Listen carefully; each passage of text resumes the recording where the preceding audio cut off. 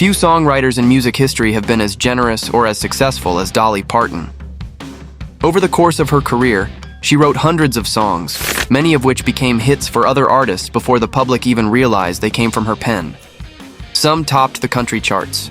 Some became signature songs for other stars. And a few became so famous that many listeners still don't know Dolly wrote them in the first place. Here are 5 Dolly Parton songs that other artists turned into hits. Number 5. In the Good Old Days, When Times Were Bad. Merle Haggard, 1968. We'd work in the fields till the sun had gone down. Long before Dolly Parton became one of country music's most celebrated songwriters, fellow artists were already recognizing her talent. One of the earliest examples was In the Good Old Days, When Times Were Bad. The song reflects on a childhood marked by poverty, hardship, and struggle, yet does so with remarkable warmth and affection.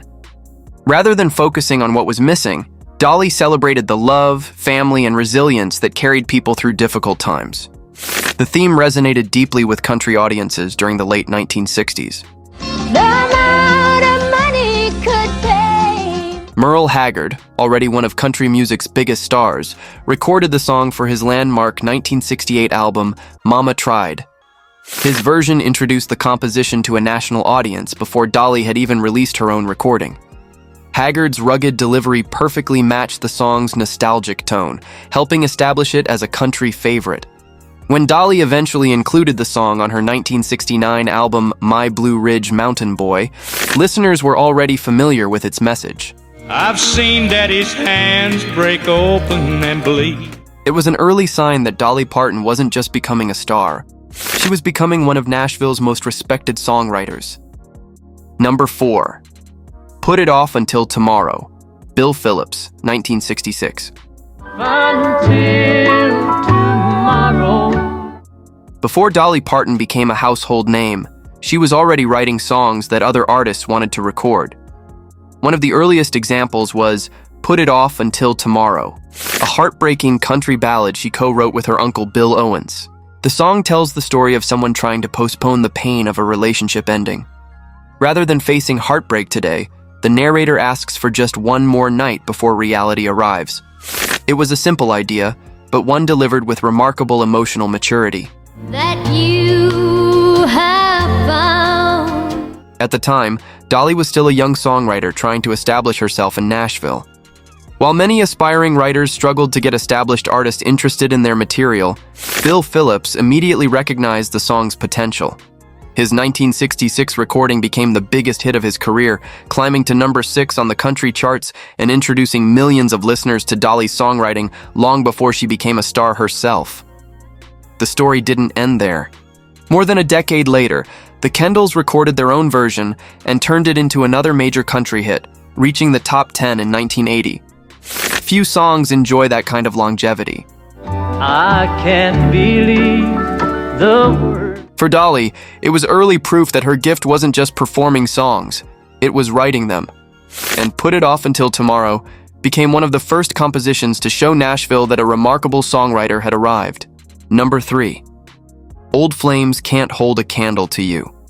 Merle Haggard, 1981. I used to take comfort from long. One of the most fascinating things about Dolly Parton's songwriting career is that even after she recorded a hit herself, other artists could still find success with the very same song. That was exactly the case with Old Flames Can't Hold a Candle to You. I caught a spark from his eyes. The song was co-written by Pebby Sebert, later known to many as the mother of pop star Kesha, and Hugh Moffett. Dolly immediately recognized its appeal and recorded it for her 1980 album, Dolly, Dolly, Dolly. Her instincts proved correct. The song climbed all the way to number 1 on the country charts, becoming another major success during one of the most commercially successful periods of her career.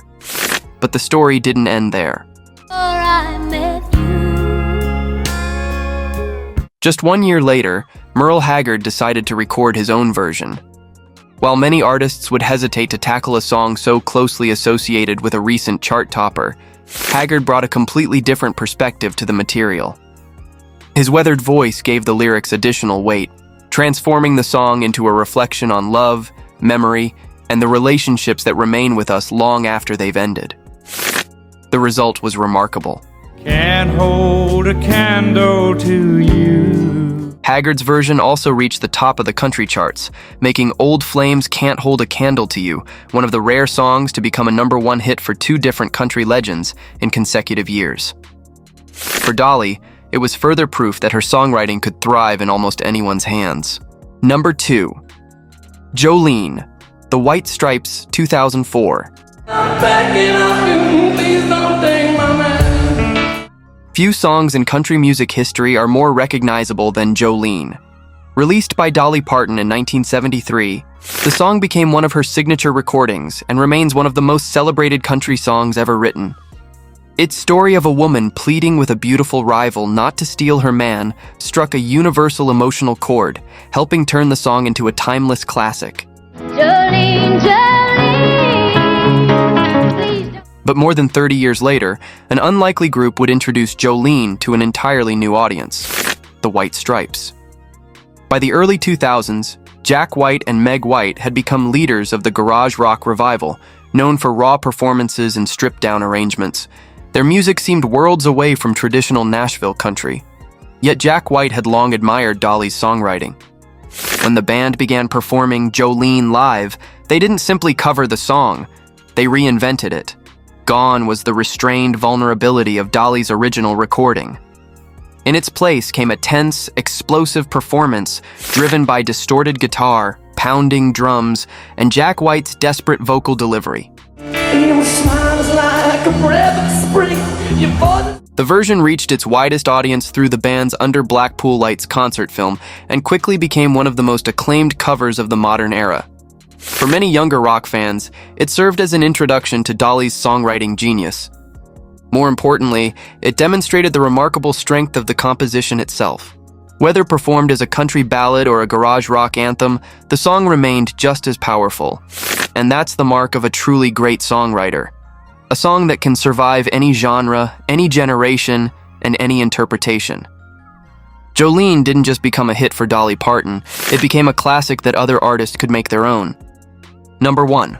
I Will Always Love You. Whitney Houston, 1992. So I'll go. If there is one song that perfectly demonstrates the power of Dolly Parton's songwriting, it's I Will Always Love You. Today, many people automatically associate the song with Whitney Houston. Her towering vocal performance turned it into one of the most successful recordings in music history. But nearly 2 decades before The Bodyguard, the song began as something much simpler and much more personal. Bittersweet. Dolly wrote I Will Always Love You in 1974 as a farewell to her longtime mentor and business partner, Porter Wagoner. After years of performing together, Dolly had decided it was time to pursue her own career, a decision that created tension between the two friends.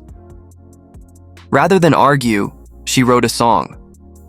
The result was not a song about romance ending, but about gratitude, respect, and knowing when it's time to move on. I would only be. Dolly's original version became a major country hit, reaching #1 on the country charts. Yet even she could not have imagined what would happen next. In 1992, Whitney Houston recorded the song for the Bodyguard soundtrack. Producer David Foster transformed the gentle country ballad into a dramatic pop-soul masterpiece, while Houston delivered one of the most extraordinary vocal performances ever captured on record. The song exploded worldwide. It spent 14 consecutive weeks at #1 on the Billboard Hot 100, sold millions of copies, and became one of the best-selling singles of all time. You need. For an entire generation, it became Whitney's signature song.